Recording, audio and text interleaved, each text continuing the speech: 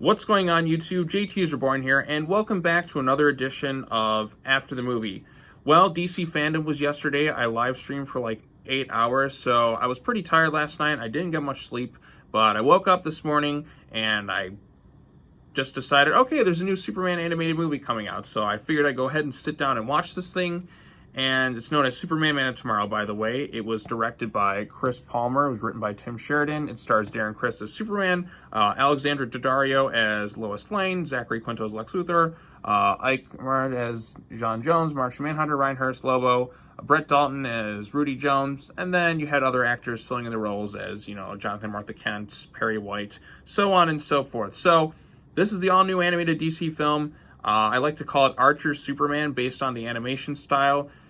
Wasn't too big a fan of the animation style in this movie. I don't know, I just don't really like that style per se. But yes, so this is an all-new film. Some people were speculating as to whether or not it was a reboot and the start of a new animated DC universe, but that's kind of been proven false, I guess, because some website was kind of running like, oh, this is the start of a new universe, and then they reached out to comment, and I guess they're saying it's not. So for right now, this is kind of just a standalone story. It doesn't necessarily set anything up for future movies at all. It really fully does feel like a complete standalone movie. So the premise of this film is it's kind of chronicling the early life of Clark Kent and how he first comes out to the world as Superman per se. Not delving fully into his origin, like you don't see Krypton blow up. You kind of have like a moment of him as a kid, and then he's immediately like an adult. He's kind of already been exploring his powers. He's kind of already been out in secret doing stuff, but never like the first time experiencing his powers or anything like that. It's not the full origin story. It's kind of like it's like the origin story just got done and we're kind of thrown into the story, but he's not like fully Superman yet. He doesn't have the cape and everything until like during the course of this movie. So Superman Man of Tomorrow, what did I think of it like after watching it? Well, after watching it, I think it's all right. Definitely not something amazing. Definitely not bad. I'm not saying this is a bad movie that irritated me by any means, but it really didn't leave too much of an impact by the time it was done. I thought it was fine. There's some things I like about it. I really liked what they did with Parasite. I think this is a really good, strong take on Parasite. And like, you had the family connection, you had the emotions there, you had the confliction of this character who was in the wrong place at the wrong time, and they got hit with all these chemicals as a consequence of Superman and Lobo fighting each other. Yes, Lobo's in this movie too, and Lobo's Lobo. Whenever Lobo shows up, I generally kind of enjoy him and stuff. He's an asshole. He's an asshole bounty hunter. He's trying to bring, somebody apparently has a bounty on Superman, even though he hasn't really fully come out as Superman yet, and Lobo's just trying to bring him in for a bounty, whoever threw that in for whatever reason. Was it Lex Luthor? I'm not entirely sure if I can remember that or not. But yeah, so there's a bounty on Superman. And so basically what happens here is this film kind of chronicles the early journey of Clark Kent. It's kind of the first time he showcases the world that he is Superman. He gets the cape and everything in this movie. Which is a nice moment because the cape, and that was the S that was fastened on his chest by, Jonathan and Martha Kent. But another thing this film explores is the side of Superman as an alien and the perception that people have of aliens in this DC universe world. There's definitely this fear of aliens because people are afraid of what they don't necessarily understand. And there are bad aliens that, Lobo comes in there, he causes some destruction, so people are fearful of that. It's kind of people don't feel safe with the unknown. And I actually kind of liked how the first scene in the movie is a young Clark Kent. He's staying the night at a friend's house. They're watching this horror movie, and then they showcase this alien shapeshifter on TV, and that makes Superman cry because he's like, well, am I like that? Like, it didn't really sit well with him. I really like that opening scene. I just wish we could have dived into that side of Clark a little bit more in the movie, but again, showing Superman's place within this world, like, because he wants to be normal. He wants to be like everyone else, but he isn't exactly normal. He's an exceptional being. He's the best of all of us. He's Superman. And he has an optimistic side of this whole thing. He's kind of like, how do I go out into the world and kind of change people's perception about aliens, such as Martian Manhunter? Because Martian Manhunter's lived through some shit. You've seen how something a little bit different, and people, how they perceive something different, and they're fearful of it, and just how the world kind of goes to shit, super crazy and all that stuff. So there's kind of this little debate between Superman and Martian Manhunter, and then Martian Manhunter is very cautious, about the whole like revealing yourself and all that, like why he's not going to do it. And then Superman's like, well, what if I go out there and I can change people's perspective because they see themselves in me? Because a lot of people don't necessarily realize that Superman may necessarily be an alien. Some people don't. Like, it's kind of just the way it's handled in the movie because he is the Superman. So if Superman goes out into the world and he showcases people, okay, you know, this is me. I'm an alien, but I'm one of you. Maybe I can change people's perspectives on things because, well, all the good I've done, all the things I've done, maybe people can start to open up and stuff. And you can kind of get your little social commentary thrown in there, I guess, about Superman and that. I'm sure there's some of it definitely thrown in there. But yeah, so there's that. So I like I said, I kind of like that idea. I like how the movie kind of explores some of that. I really like the opening scene. I really like what they did with Parasite. And Lobo, you know, Lobo's just kind of thrown in there for fun. And yeah, so there's that. And you also have Parasite. Then you have Lex Luthor. Lex Luthor kind of fell flat for me. I think Zachary Quinto, I'm like, okay, that's not a bad choice for Lex Luthor. But Lex Luthor doesn't do too much in this movie. Like, he kind of shows, he's there at the very beginning.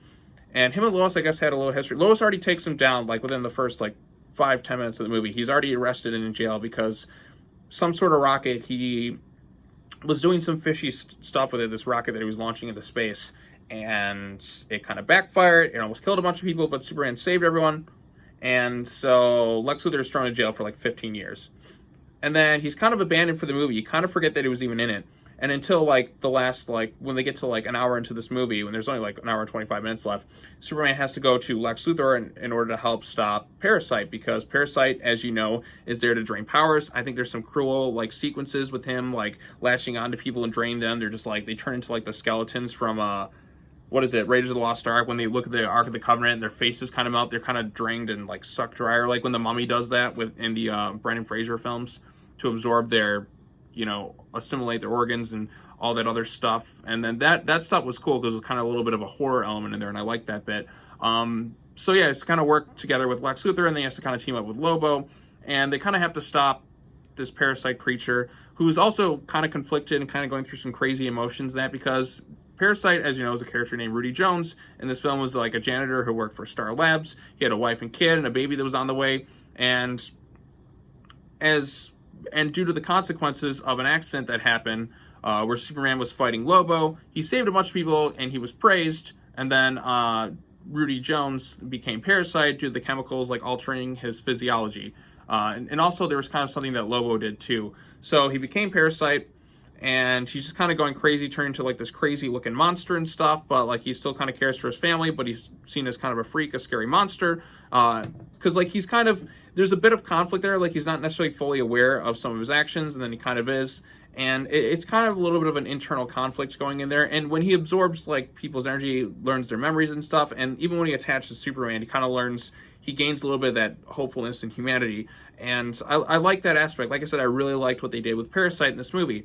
I just think this movie could have, where it kind of falls flat for me per se, is pacing is an issue I kind of have with it. It's definitely slow paced.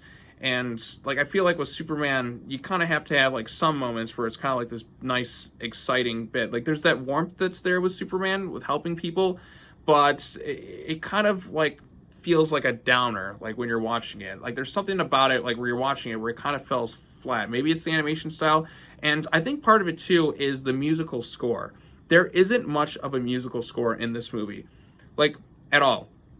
The musical score is pretty much non-existent. Like I barely even noticed it was there. Like I noticed stuff at the credits, but like throughout the movie, it's like the score never was added into it. I don't know if anybody else notices that, but like for me, I'm like, is there even a musical score? Like I don't need it like nonstop being bombastic the whole time, but even during the action sequences, it felt like it wasn't there at all, or maybe it wasn't there entirely. I just didn't notice it because it just pretty much felt non-existent. And music to me is an important thing with movies. I feel like music is really good. It helps you feel emotion.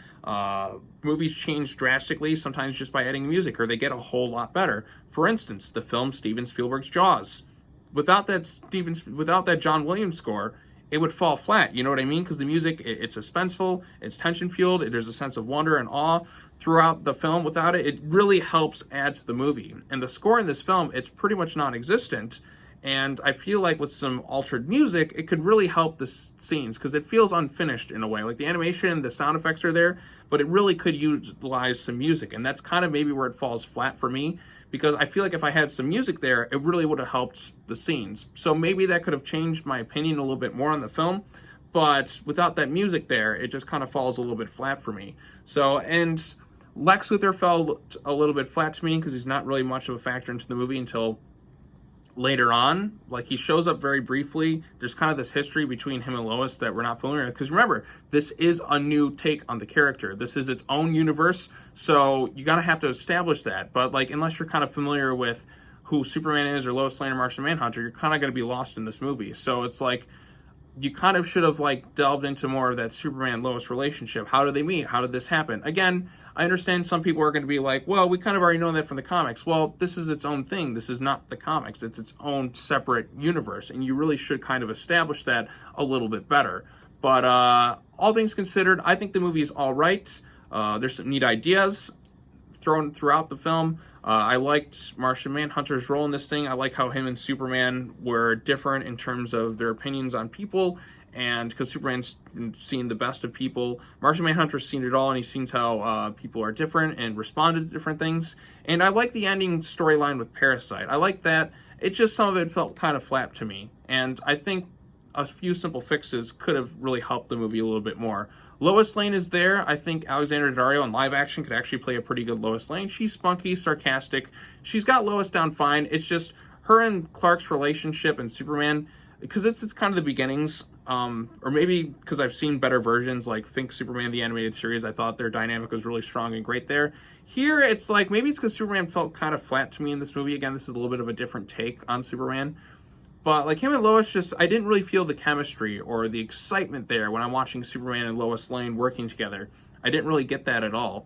So that kind of felt a little bit flat to me.